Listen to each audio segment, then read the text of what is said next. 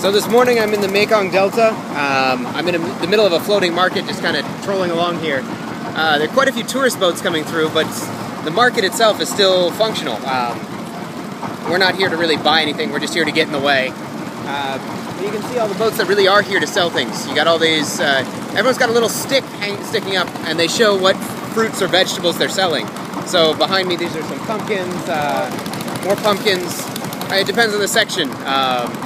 Looks like it's pumpkin and watermelon season. A whole bunch of watermelon boats back there. And you can tell the sellers, because their boats look like they're here to stay for a little while. People are just hanging out on the boats. They're not moving much. You know, they've got their laundry out. They're hanging out in hammocks. And they're just going to be here for a little while. They probably stocked up upriver, and then they just weigh anchor here, and they sell to people as they come through. And then a bunch of the smaller boats, let's see if you can see a few of those back in there.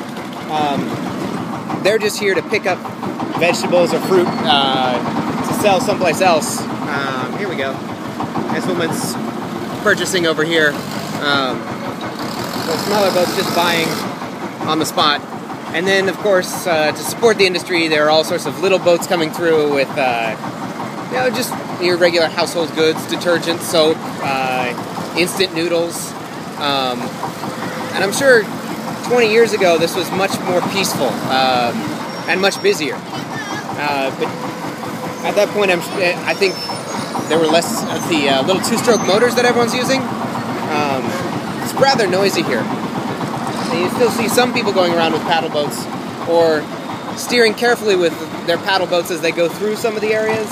But for the most part, it's like this. The guys with the little outboard two-stroke motors just tooling along, and there's no real mufflers on any of them, and it's more the smell of diesel, and you know, the water itself is filthy. Now this guy's wondering, like any small drinks or anything? No, thank you. And I've seen people coming by. So here's one over here. This woman's serving hot food or possibly hot coffee just on the boat. So like your traveling ramen shop, and you just tool along whatever you need. Really interesting market. Now, and I had a section, we were just at a pig market on land here a little while ago. I'm not sure if that section's worth showing. I was really short on words. Kind of made me feel like being a vegetarian, seeing the way they treated pigs here.